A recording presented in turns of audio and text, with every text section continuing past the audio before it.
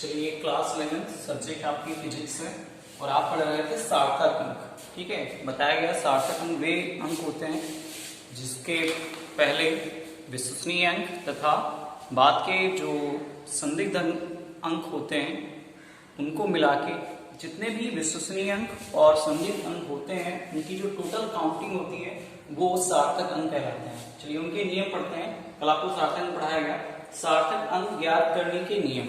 आपको कुछ नियम भी बताए गए थे, चलो दोबारा फिर आज बता देते हैं। इसके निम्न नियम है।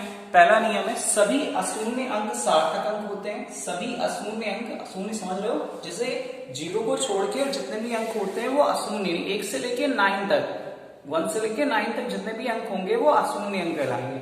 हाँ, तो सभी अशून्य अंक जो होंगे वो सार्थक अंक होते हैं। पहली कंडीशन ये थी कि सभी अशून्य अंक सार्थक अंक होते हैं। ठीक है, जैसे लिखा जाता है 4, 3, 2, 4, 5, जितना भी लिखा जाए इन टोटल की काउंटिंग 1, 2, 3, 4, 5 इन टोटल कितने हुए? 5 सार्थक अंक हुए। समझ में बात है।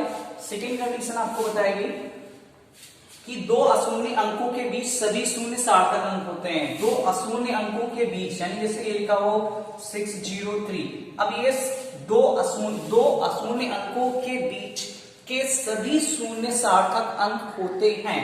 जैसे ये लिखा हुआ है तो इसमें कितने सार्थक होंगे? 1, 2 और शून्यों को भी मिलाएंगे 3, 4, 5, यानी ये हो गए 5 सार्थक अंक। ठीक है, ये सेकेंड नियम था। चलिए थर्ड पढ़ते हैं। थर्ड नियम क्या था? थर्ड नियम ये था कि दशमलव रहित संख्या के पीछे के सभी शून्य सार्थक अंक नहीं होते। दशमलव रहित संख्या का ये मान लीजिए क्या है? दशमलव रहित संख्या है।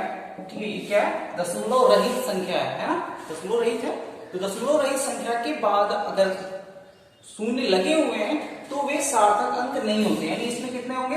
1, 2, यानी 2 सार्थक अंक हुए। ये जो 0 लगे हुए हैं ये सार्थक अंक की श्रेणी में नहीं आएंगे। चलिए चौथा नियम क्या है?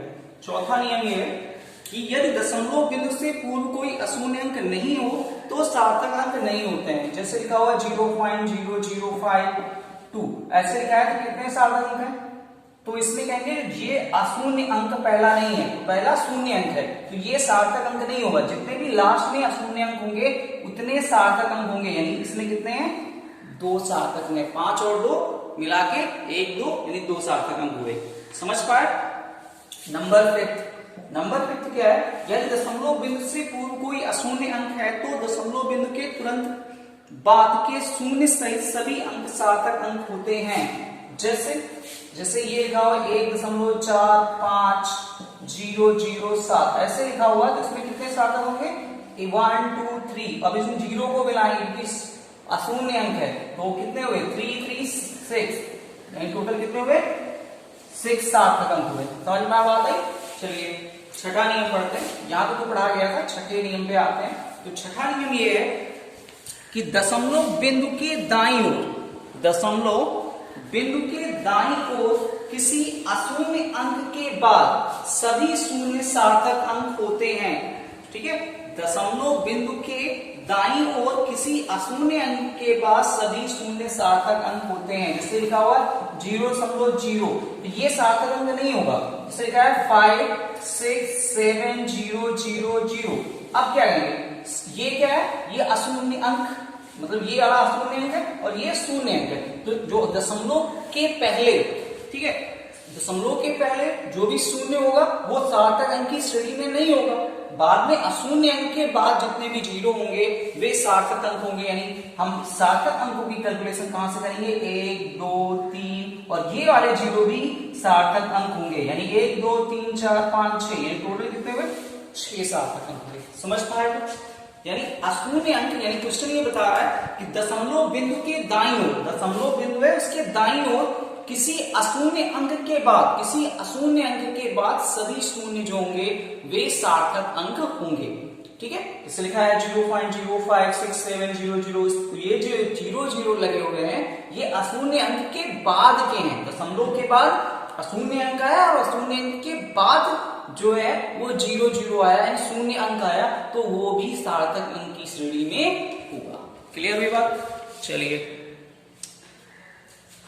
छठा, तो ये आपको first, second, third, fourth, fifth, six ये सारे नियम समझ में आए होंगे।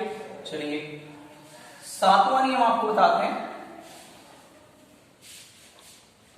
चलिए 7वां नियम क्या है, इसमें कहा गया किसी संख्या में 10 की घातों से गुणा। 10 की घात क्या होती है, जैसे कोई लिखा है 3, ये लिखा है, और 10 की घात 4, ये क्या है, ये 10 की घात है, 10 की घात 4। यानी किसी संख्या में 10 की घातों से गुणा कर देने पर सार्थक अंकों की संख्या अपरिवर्तित रहती है। क्या रहती है, अगर 10 की घात से किसी भी नंबर्स में आप या किसी भी अंक में आप 10 की घात से गुणा कर दोगे तो वह संख्या जो सार्थक अंकों की होगी वो अपरिवर्तित रहेगी। जैसे अभी आप लिख रहे हैं, कुछ भी लिखें, जैसे मान लीजिए लिखते हैं 51 25, ये लिखा हुआ है, मान लीजिए 51 25 लिखा हुआ है, तो इसको हम सबसे पहले क्या करें, इसमें कहोगे आप 4 सार्थक अंक हैं, कहोगे नहीं कहोगे, हाँ 4 सार्थक अंक है, तो भी कहते हैं 4 सार्थक अंक।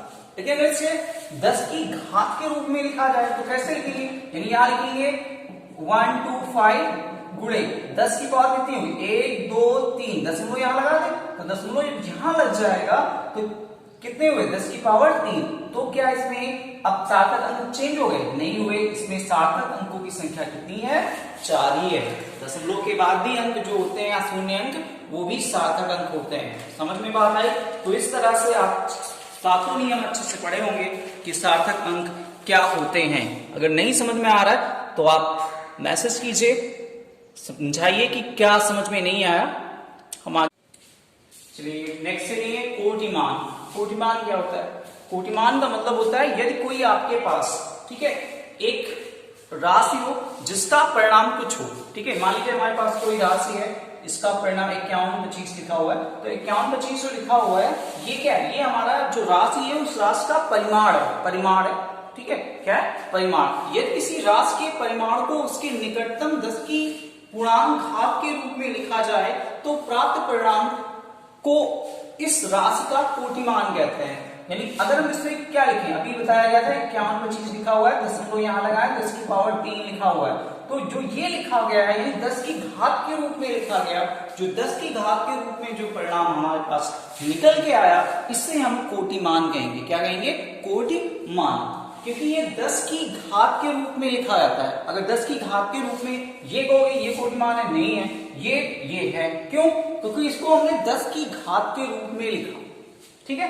तो इसकी डिफिनेशन है, यदि किसी राशि के परिमाण को उसके निकटतम 10 की पूर्णांकों के रूप में लिखा जाए, ठीक है, तो प्राप्त जो परिणाम होगा वो उस राशि का कोटिमान व्यक्त करेंगे। कोटिमान का मतलब ये होता है कि 10 की पावर के रूप में लिखा जाए, ठीक है, तो उससे हम क्या कहेंगे, कोटिमान कहेंगे। समझ में कुछ बात आई, ठीक है।